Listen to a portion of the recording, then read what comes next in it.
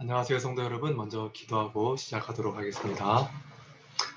하늘에 계신 아버지 하나님, 오늘 하루 다시 시작하겠습니다. 주님께서 저희와 함께 해주실 줄 믿고 또한 저희가 함께 할 때에 또한 늘 어려운 가운데서 지켜주시는 주님을 경험하게 도와주시고 또한 저희가 의지하는 법, 또한 주님을 바라보는 법, 늘 생활 속에서 놓치지 않게 도와주시옵소서. 오늘 다시 한번 베드로의 고백에 대해서 말씀을 나누려 합니다. 아버지, 그 고백이 우리 자신들의 고백이 될 수 있도록 함께 해주시옵소서. 예수님의 이름으로 기도합니다. 아멘. 안녕하십니까 여러분. 세 번째 시간입니다. 오늘은 베드로의 고백에 대해서 같이 말씀을 드리고자 합니다. 너무 잘 아시는 말씀이지만 주는 그리스도시요 살아계신 하나님의 아들이시니이다 라는 고백이 우리의 삶에서 매번 정말 자주 일어나기를 정말 간절히 바랍니다. 먼저 성경 말씀 마태복음 16장에 있는 말씀, 제가 13절부터 있는 말씀 좀 읽어드리겠습니다.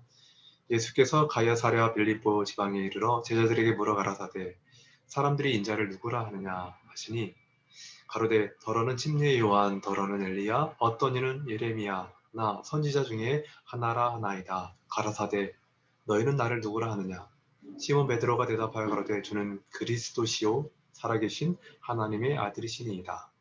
예수께서 대답하여 가라사대 바요나 시몬아 내게 복이 있도다. 이를 내게 알게 한 이는 혈육이 아니요 하늘에 계신 내 아버지시니라. 또 내가 내게 이르노니 너는 베드로라. 내가 이 반석 위에 내 교회를 세우리니 음부의 권세가 이기지 못하리라. 내가 천국 열쇠를 내게 주리니 내가 땅에서 무엇이든지 매면 하늘에서도 매일 것이요 내가 땅에서 무엇이든지 풀면 하늘에서도 풀리리라 하시고 이에 제자들을 경계하사 자기가 그리스도인 것을 아무에게도 이르지 말라 하시니. 여러분, 여기 두 가지 질문이 있습니다. 예수님께서 이 제자들에게 두 질문을 하시는데요. 첫 번째 질문은 무엇이냐면 사람들이 나를 어떻게 생각하느냐는 것입니다. 두 번째 질문도 동일한 질문이지만 그 대상이 바뀌었습니다. 그렇다면 너희는 나를 어떻게 생각하느냐라는 질문이죠. 그럼 사람은 평가를 받는 일이 참 어렵기도 하고 참 무섭기도 해요. 나는 어떠한 사람일까? 저도 이게 참 무서운 것 같아요. 근데 저는 조금 걱정이 되는 것이 무엇이냐면 제 자신을 볼 때 그렇게 잘하는 게 별로 없는 것 같아요. 평가가 좋지 않을 것 같아요. 여러분은 어떠신지 모르겠는데요. 근데 좀 더 두려운 것은 무엇이냐면 나를 잘 안다는 사람들의 평가인 것 같아요. 나를 잘 아는 사람들이 나를 어떻게 평가할 것인가. 아버지가 아들들에게 보여지는, 그러니까 자녀들에게 보여지는 아버지인 나는 어떨까? 또한 부인에게 보여지는 나는 어떨까? 또한 우리의 가까운 가족들에게 또한 교우들에게 나의 평가는 어떠할까? 참 매번 드는 생각이지만 두려움이 있습니다. 그런데 우리는 참 자신에 대해서 잘 모르기도 해요. 우리가 어떠한 사람인지 잘 모르고요. 우리가 또 어떻게 해야 되는지 잘 몰라요. 그렇지만 제가 요즘 제 자신을 볼 때 좀 제 주장이 너무 강해지는 것 같아요. 그래서 그것을 좀 하지 않으려 노력하지만 저도 모르게 어떻게 얘기하다 보면 제 주장이 너무 강한 것 같아서 늘 좀 부담이 있습니다. 근데 여러분 여기 보면 예수님이 다른 사람들이 나를 어떻게 평가하느냐라고 할 때 제자들이 이렇게 말합니다. 사람들이 말하되 예수님을 다른 사람들이 몇몇 뭐라고 말하냐면 침례 요한이라고 말합니다. 침례 요한 같다고 말하죠. 또 어떤 사람들은 평가하기를 예수님은 엘리야 같다라고 말합니다. 또 어떤 사람은 예레미야 같다고 하고 여기 선지자 중 하나라고 했는데 그 선지자를 누구를 말하는 거죠? 네, 모세입니다. 모세와 같다고 말합니다. 근데 이 네 명의 이 사람들을 보면 다 좀 개성이 다른 것 같아요. 네, 침례 요한은 광야에서 외치는 소리로서 그는 정말 영적 대각성을 일으킨 사람 아닙니까? 어쩌면 예수님의 모습이 그런 모습이었나 봐요. 이 제자들에게 있어서 영적 대각성을 이끌어낼 만한 사람, 그렇죠? 그리고 여러분 또 생각해 보면 엘리야란 사람은요 어떤 사람이에요? 갈멜산에서 여러분 그 이방의 신 제사장들과 싸워서 그들 다 무너뜨린 사람 아닙니까? 그런 담대함이 있고 하나님의 능력을 체험하는 사람. 예수님의 모습이 그랬던 것 같아요. 또 예레미야는 어떻죠? 그 망해가는 그 민족에 대하여 다시 눈물로 그 백성들을 호소하던 그 사람. 어쩌면 예수님의 이미지에 또 눈물을 흘리면서 그 백성을 사랑하고 그리고 그 백성을 이해하고 그 백성을 위로했던 모습이 보이나 봐요. 그래서 예레미야 같다고 했죠. 또 한 사람들은 어떤 부류의 사람들이 있었냐면 바로 예수님을 모세와 비유하는 사람들이 있었습니다. 모세는 어떤 사람입니까? 모세의 리더십은 굉장하지 않습니까? 그 애굽에서 그들을 인도해내는 모습뿐만 아니라 홍해를 갈라서 그 물을 지나는 모습, 그리고 그 광야에서 40년 동안 그들을 입히고 먹였던 그 지도자의 모습. 심지어는 그 예수님은 나 같은 선지자를 누구라고 그래요? 바로 모세라고 하지 않습니까? 모세는 나 같은 선지자가 나올 것에 대해서 이야기했고 예수님은 그가 바로 모세였다고 이야기하지 않습니까? 이런 모습들을 보면 예수님께서 이런 평가를 들었다는 것을 보면 예수님은 굉장히 평가가 좋으신 분입니다. 그런데 예수님은 이 평가들에 대해서 만족하지 않는 것처럼 보여요. 그렇죠? 그리고 이제 제자들에게 묻습니다. 그런데 너희는 나를 누구라고 생각하느냐? 어떻게 생각하느냐? 그때 베드로의 대답이 나오죠. 16절에. 뭐라고 말씀하시죠? 저는 그리스도시요 살아계신 하나님의 아들입니다. 예수님께서 듣고 싶었던 말씀입니다. 근데 저는 하나 여쭤보고 싶습니다. 예수님께서 이 말씀이 왜 듣고 싶었을까요?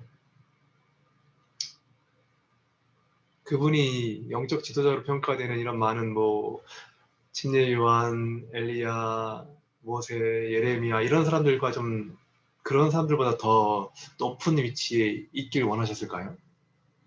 예수님이 왜 이런 걸 듣고 싶어 하셨을까요? 심지어는 그분이 이 말씀을 듣고 뭐라고 말씀하시죠? 이렇게 말씀하지 않습니까? 참, 그분께서 이것을 좋아하시면서 뭐라 그래요? 시모나, 다시 말하면 베드로야 복이 있다라고 표현하지 않습니까? 그리고 이 말을 하게 한 게 너희가 아니라 누구라고요? 성령 하나님께서 너에게 하게 하신 것이다 라고 표현하지 않으세요? 그럼 예수님께서 그 위치에 관심이 있으신가요? 왜 이 말씀을 하시죠? 예수님께서 도대체 제자들에게 했던 아니 특히 베드로가 했던 이 평가에 대해서 왜 그렇게 베드로를 칭찬하시죠? 이유가 뭘까요? 저는 이게 너무 궁금합니다. 그런데 여러분 마태복음 16장 21절에 보면 이렇게 말씀하세요. 이때로부터 예수 그리스도가 자기가 예루살렘에 올라가 장로들과 대제사장들과 서기관들에게 많은 고난받고 죽임을 당하고 제3일에 살아나야 할 것을 제자들에게 비로소 가르치시니. 네, 여러분 베드로의 고백은요 그냥 이루어진 것이 아니라 분명히 그가 예수님을 바로 봤기 때문에 이루어진 평가였습니다. 그것을 시대의 소망인 412페이지에 뭐라고 말씀하시냐면 그는 왕의 영예가 죽게 씌워지기를 기다리지 않고 겸비함을 입으신 그분을 받아들였다. 다시 말하면 이스라엘을 로마로부터 정복할 그런 구주로 받아들였기보다는 겸비하신 예수 그리스도를 그는 받아들였기 때문에 이런 고백을 할 수 있었습니다. 그런데 이런 고백이 있은 후에